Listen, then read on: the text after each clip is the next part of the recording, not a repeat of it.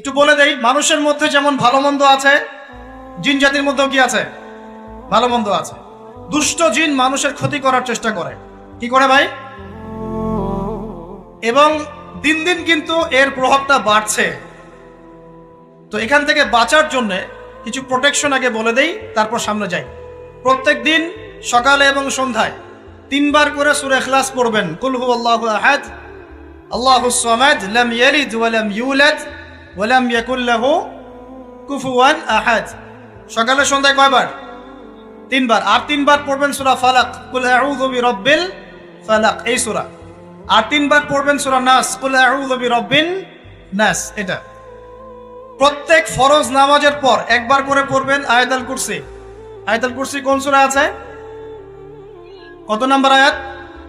মাশাআল্লাহ, 255। আল্লাহু লা ইলাহা ইল্লা হুয়াল হাইয়ুল কাইয়্যুম, এখান থেকে শেষ পর্যন্ত। আর কি করবেন? রাতের বেলা ঘুমানোর সময় পড়বেন সূরাতুল বাকারা এর শেষের 2টা বা 3টা আয়াত। লিল্লাহি মা ফিস সামাওয়াতি ওয়া মা ফিল আরদ, এখান থেকে ফানসুরনা আলাল কওমিল কাফিরিন পর্যন্ত। নবী সাল্লাল্লাহু আলাইহি ওয়াসাল্লাম বলেছেন, রাতের বেলা কেউ যদি সূরা বাকারার শেষের এই 2টা 3টা আয়াত পড়ে ঘুমায়, সারা রাত আপনি যদি ইবাদতে থাকতেন যে নেকি পেতেন, এটা পড়ে ঘুমানোর ফলে সেই নেকি পাবেন ইনশাআল্লাহ। এখন বলেন দেখি, কতজনের সূরা বাকারার শেষের 3টা আয়াত মুখস্থ আছে? মাশাআল্লাহ। তো এখন বলেন আমাকে, আল কোরআনের আলো ঘরে ঘরে কি জ্বলবে? বলেন। শোনেন, আমার কথা রাগ করেন না। আমরা তো সবাই চাই যে আল্লাহর কোরআন আল্লাহর জমিনে প্রতিষ্ঠা লাভ করুক, চাই কি না? তাহলে সবার আগে নিজের মধ্যে কোরআন কায়েম করতে হবে। কোথায়? আগে নিজের উপর কোরআন কায়েম করুন, নিজের উপর সুন্নাহ কায়েম করুন, নিজের উপর দিন কায়েম করুন। ইনশাআল্লাহ দিন ঘরে ঘরে পৌঁছে যাবে ইনশাআল্লাহ। প্রত্যেক ঘরের মানুষ এই নিয়াত করতে পারি কি ইনশাআল্লাহ যে আমরা সবাই কোরআন পড়া শিখবো ইনশাআল্লাহ। কোরআনের বাছাই করা কিছু আয়াত অন্তত মুখস্থ করবো ইনশাআল্লাহ। পুরা কোরআন তোমাদেরকে মুখস্থ করতে বলছি না, হয়তো অনেকে পারবে না, যারা পেরেছে তারা সৌভাগ্যবান, আলহামদুলিল্লাহ। কমপক্ষে সূরা বাকারার শেষের 3টা আয়াত পারবো না ভাই? আয়াতুল কুরসি পারবো না?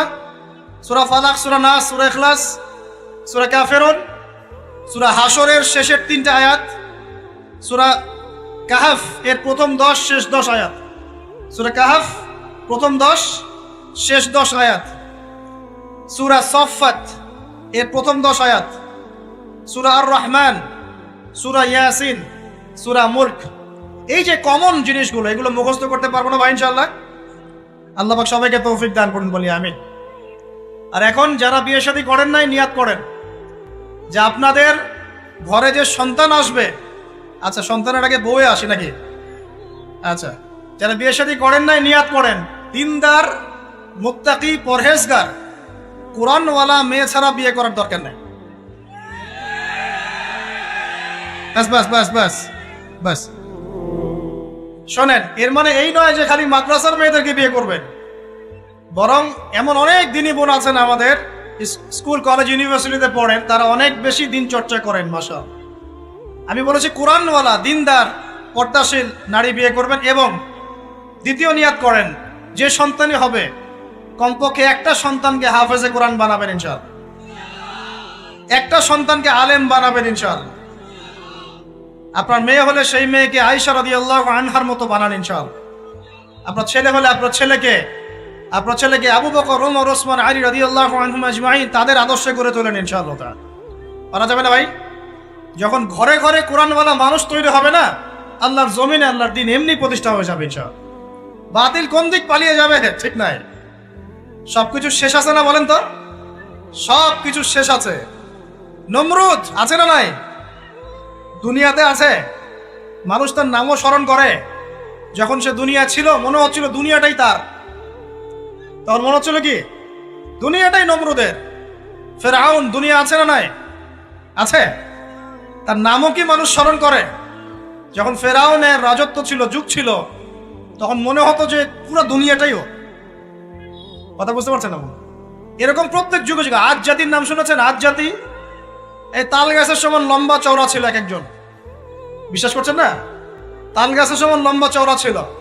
এবং পাহাড় কেটে কেটে তারা বাড়িঘর নির্মাণ করত। তাদের কাছে আল্লাহ পাক নবী হিসেবে পাঠিয়েছিলেন হুদ আলাইহিস সালামকে। কোন নবী? সূরা হুদ পড়ে দেখবেন। আপনি যদি কবিতা, সাহিত্য, ছন্দ এগুলো পছন্দ করেন তাহলে সূরা হুদ আপনার জন্য। সুবহানাল্লাহ। আপনি যদি কবিতা, সাহিত্য, ছন্দ, বালাগাত পছন্দ করেন, সূরা আর রহমান আপনার জন্য, সূরা হুদ আপনার জন্য, সূরা শুআরা এগুলো আপনার জন্য। এত চমৎকার কাব্যিক বিন্যাস আছে, কবিতার ছন্দে ছন্দে উপন্যাস ব্যাখ্যা করা হয়েছে বলে। সুবহানাল্লাহ। মানুষ তো কোরআনকে মূল্যায়ন করে না। আমি লাস্ট জুমার খুতবার একটা লেকচারে বলেছিলাম, সূরা ইউসুফ, এই যে এখন সারা বিশ্বে অর্থনীতি নিয়ে যে কত কথা হচ্ছে, অর্থনৈতিক সংকট, এইটা সেটা বলা হচ্ছে না, সবার ঘরে ঘরে এগুলো আলোচনা হয় তো, মাশাআল্লাহ। আপনি বিশ্বাস করেন সূরা ইউসুফের মাত্র 4টা আয়াতের মধ্যে আল্লাহ পাক এই পুরো বিশ্বের অর্থনৈতিক সমস্যার সমাধান দিয়ে দিয়েছে। বলে দেব কি সমাধান? পরে বলছি। আগে আপনাদের এই পয়েন্টটা শেষ করি। ঘরে ঘরে কোরআনওয়ালা মানুষ তৈরি হবে তো ইনশাআল্লাহ? আল্লাহ কবুল করুন, বলি আমিন। কোরআনের এই বিশেষ সূরাগুলো মুখস্থ করতে পারবো তো ইনশাআল্লাহ ভাই? এগুলো নিয়মিত চর্চা করলে আপনাকে দুষ্ট জিন, জাদু, বদনজর এগুলো গ্রাস করবে না ইনশাআল্লাহ। আরেকটা বইয়ের নাম বলে দেই, বই কিনবেন।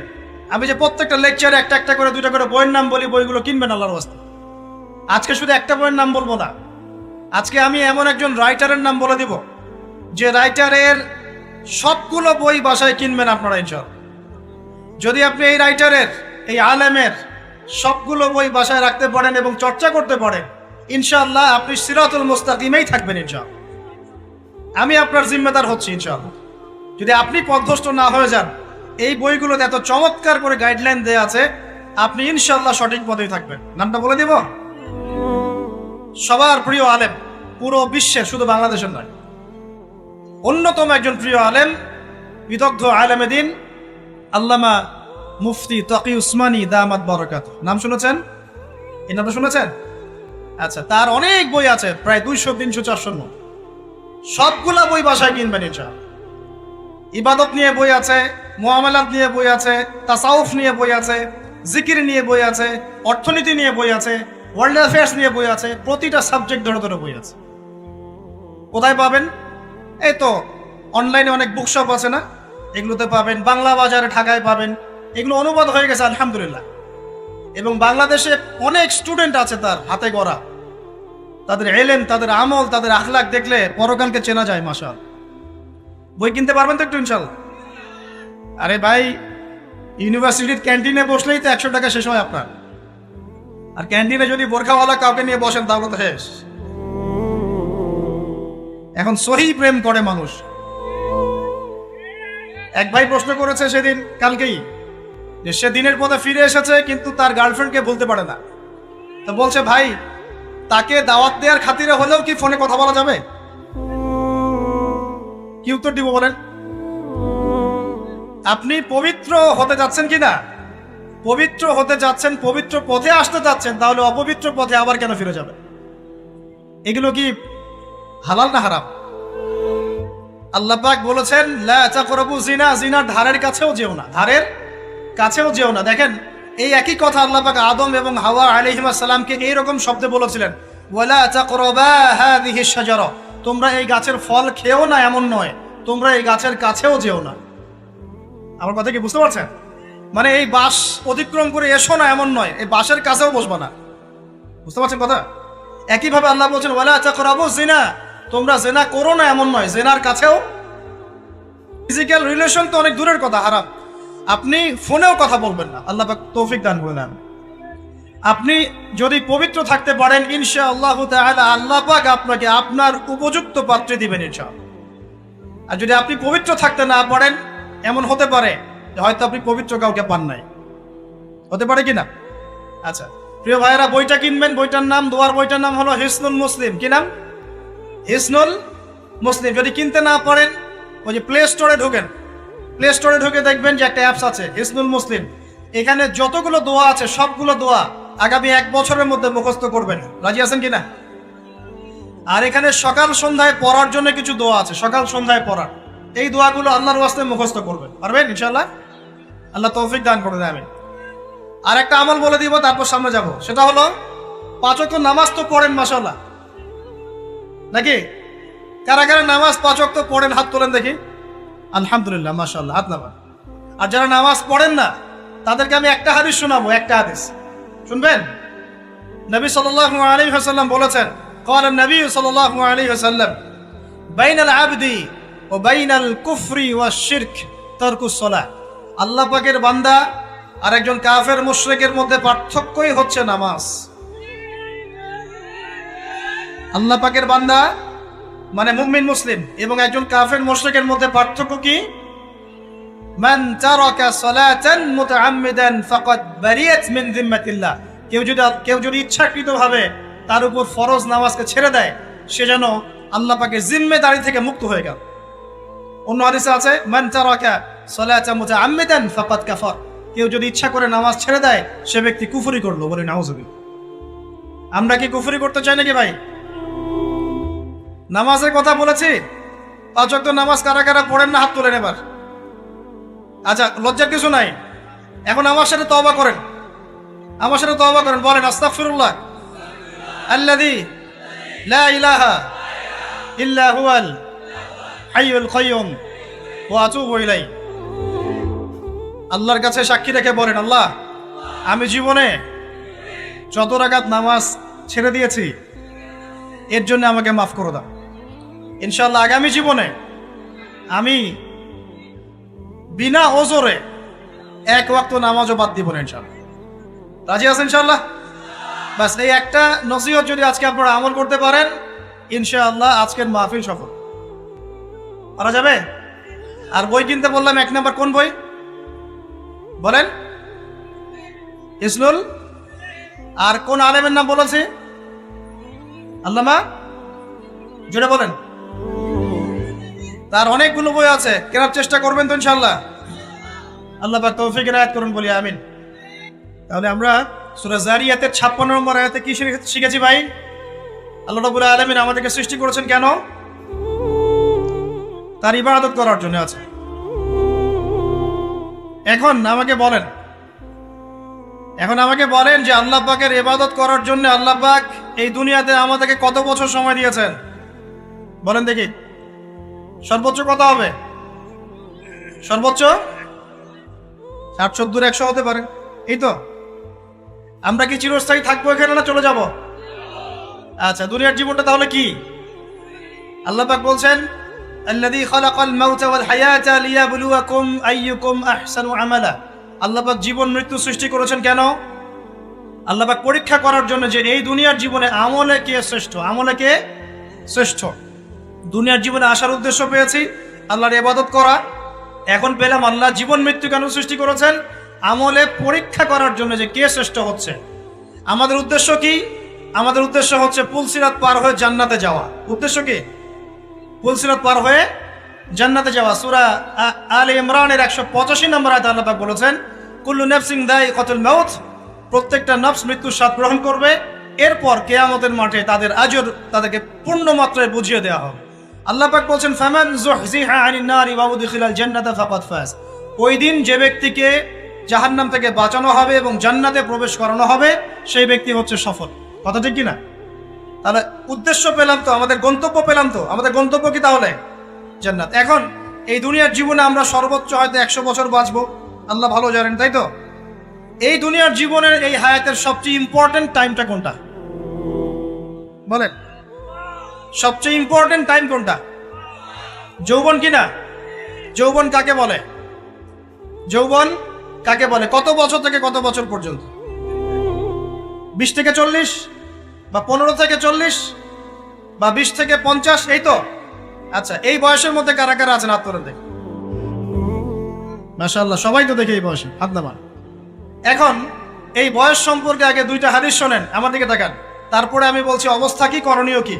আমি বলেছি যুবকদেরকে কিছু নসিহত করবো আজকে, নিয়াত করেছি, ঠিক আছে ভাই? আচ্ছা, যুবকদের সম্পর্কে প্রথম হাদিস, রাসূল সাল্লাল্লাহু আলাইহি ওয়াসাল্লাম বলেছেন, কিয়ামতের মাঠে মানুষ যখন উঠবে, আমরা উঠবো কিনা? আচ্ছা, নাকি উঠবো না? যারা আগুনে পুড়ে গেছে তারা উঠবে কিনা?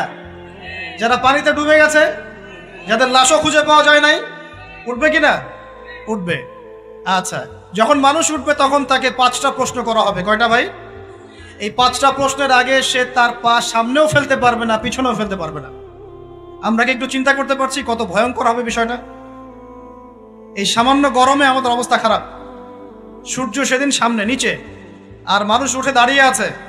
তাদেরকে 5টা প্রশ্ন করা হবে, যতক্ষণ পর্যন্ত প্রশ্নের উত্তর দিতে পারছে না, সামনেও যেতে পারবে না, পিছনেও আসতে পারবে না, পা নড়াতে পারবে না। 1, তোমার পুরো জীবনটা তুমি কোন কাজে ব্যয় করেছো? উত্তর কি রেডি আছে আমাদের কাছে? আমরা কি বলতে পারবো হে আল্লাহ আমরা আমাদের পুরো জীবন তোমার ইবাদত করে কাটিয়েছি? 2, তোমার যৌবন স্পেশালি তুমি কোন কাজে ব্যয় করেছো? তোমার যৌবন তুমি স্পেশালি কোন কাজে ব্যয় করেছো? যুবকরা কি উত্তর দেওয়ার জন্য প্রস্তুত আছে যে আমাদের যৌবন আমরা আল্লাহর পথে কাটিয়েছি? সবাই কি বলতে পারবো? 3 নাম্বার, তোমার রিজিকের উৎস কি ছিল? কোন পথে সম্পদ অর্জন করেছো? 4 নাম্বার, কোন পথে সম্পদ ব্যয় করেছো? কোন কোন খাতে সম্পদ ব্যয় করেছো? আমরা কি আমাদের আয় এবং ব্যয়ের হিসাব দেওয়ার জন্য প্রস্তুত?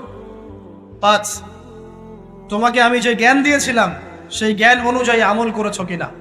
আল্লাহ পাক আমাকে আপনাদের সবাইকে তৌফিক দান করে নেন, জানা অনুযায়ী আমল করার তৌফিক দান করে নেন। এই 5টা প্রশ্নের মধ্যে যৌবন গান ইম্পর্টেন্ট কিনা ভাই? গুরুত্বপূর্ণ কিনা? মাথায় রাখি।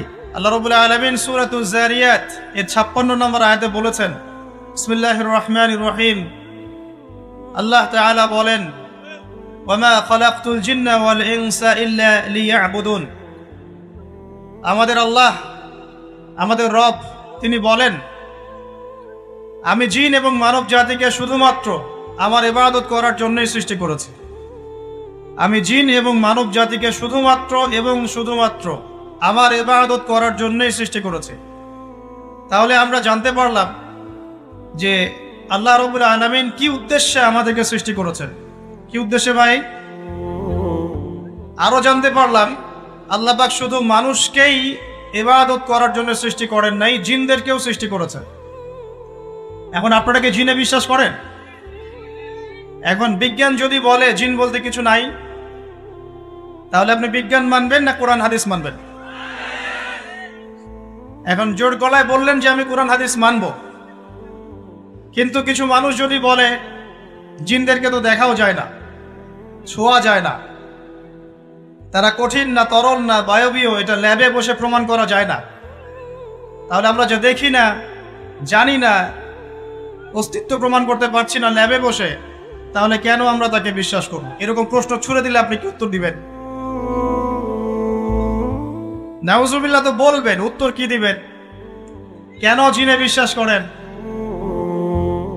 এই তো আটকে গেছে। আর যদি জোর গলায় বলেন না কোরআন এবং হাদিসে আছে বলেই বিশ্বাস করি, তখন আমি যদি বলি যে আপনার দর্শনটা তাহলে মৌলবাদী দর্শন, আপনি কোরআন হাদিসে যা আছে চোখ বন্ধ করে বিশ্বাস করেন, প্রমাণ করতে তো পারছেন না, তখন কি বলবেন? আচ্ছা, আমি ভেঙে দিচ্ছি।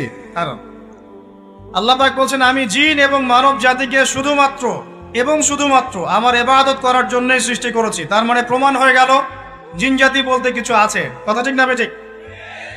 প্রমাণটা কে করলেন?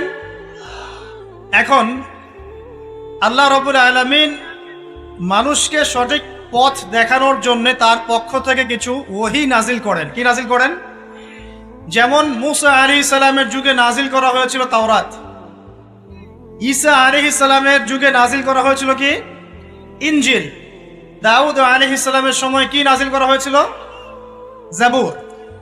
আর শেষ নবী মুহাম্মদ সাল্লাল্লাহু আলাইহি ওয়াসাল্লামের উপর কি নাজিল করা হয়েছে? কোরআন।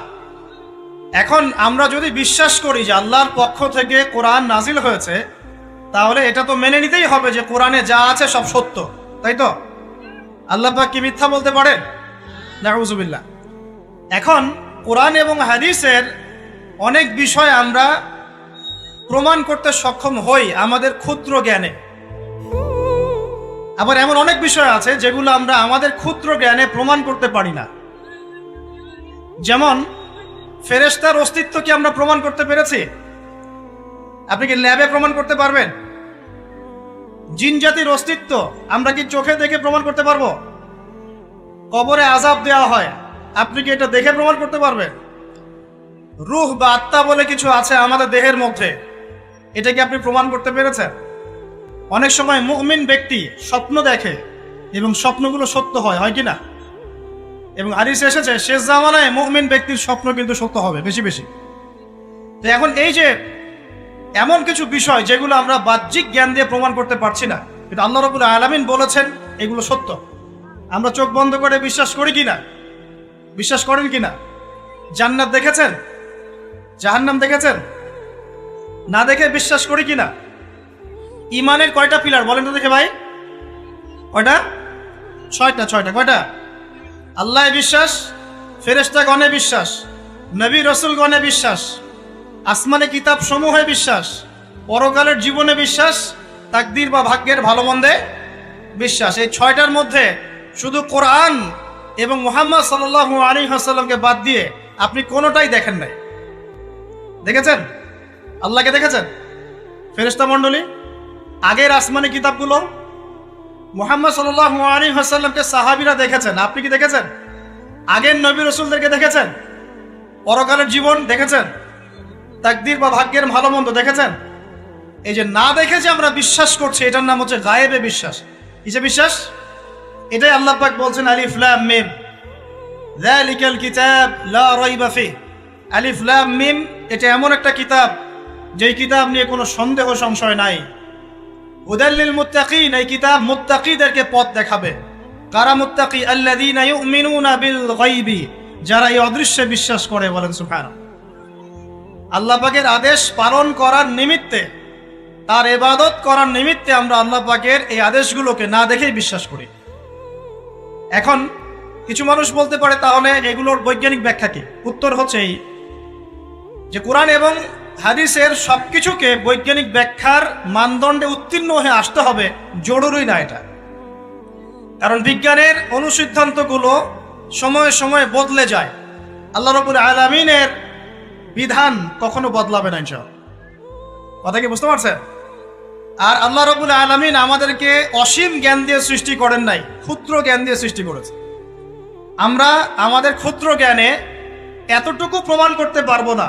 ভালো করে বোঝেন, আমরা আমাদের ক্ষুদ্র জ্ঞানে এতটুকু প্রমাণ করতে পারবো না যে আগামীকাল আপনার সাথে কি ঘটবে। বলতে পারবেন? কেউ পারবে? তো যে মানুষ তার সাথে আগামীকাল কি ঘটবে সেটাই বলতে পারছে না, সেই মানুষ কি আল্লাহ রাব্বুল আলামিনের এই মহাবিশ্বের অসীম জ্ঞানের অতল তলে ডুব দিতে পারবে? আমি বলছিলাম ইমানের 6 পিলার কি আপনি চোখে দেখেছেন? তারপরে বিশ্বাস করি কিনা ভাই? আচ্ছা, এখন আমরা এই জায়গায় ছিলাম যে আল্লাহ পাকের জ্ঞানটা অসীম। আল্লাহ পাকের জ্ঞান কি ভাই? আমি অসীমের একটা উদাহরণ দিয়ে বোঝাচ্ছি। মনে করেন এখানে আমরা যারা উপস্থিত আছি, আমরা সবাই জান্নাতে চলে গেলাম, মনে করেন, আল্লাহ কবুল করুন। জান্নাতে যাওয়ার পরে কি সময় শেষ হয়ে যাবে? না, সময় আরো চলতে থাকবে।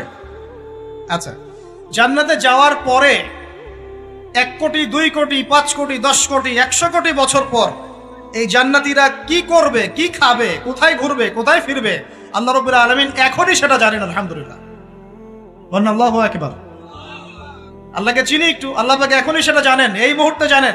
যদি এখানে কোনো ভাই থাকেন, ফর এক্সাম্পল অমুক ভাইয়ের নাম আব্দুল্লাহ, এই ভাই মনে করেন জান্নাতে যাবেন ইনশাআল্লাহ, কথার কথা বলছে, কথার কথা।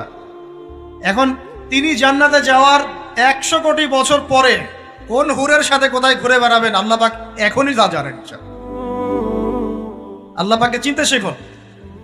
আবার আমাদের মধ্যে আল্লাহ না করুক কেউ যদি জাহান্নামে যায়, সে ব্যক্তি জাহান্নামে যাওয়ার কোটি কোটি বছর পর কি আযাব ভোগ করবে আল্লাহ পাক এখনই এই মুহূর্তে সেটা জানেন। আলহামদুলিল্লাহ। এবং আগেও জানতেন। আল্লাহ পাকের কোনো শুরু নাই, আল্লাহ পাকের কোনো শেষ নাই। আল্লাহ পাকের কোনো শুরু নাই, আল্লাহ পাকের কোনো শেষ নাই। এমন নয় যে আল্লাহ পাক আমাদেরকে সৃষ্টি করে সৃষ্টিকর্তা হয়েছেন, রিজিক দাতা হয়েছেন, পালনকর্তা হয়েছেন, এমন নয়। সৃষ্টি করার আগে থেকেই আল্লাহ পাক সৃষ্টিকর্তা, পালনকর্তা, রিজিক দাতা সবকিছুই ছিলেন। বলেন আল্লাহু আকবার। আল্লাহ পাক একজন, তার কোনো শরীক নাই। আল্লাহ রাব্বুল আলামিনের জ্ঞান অসীম।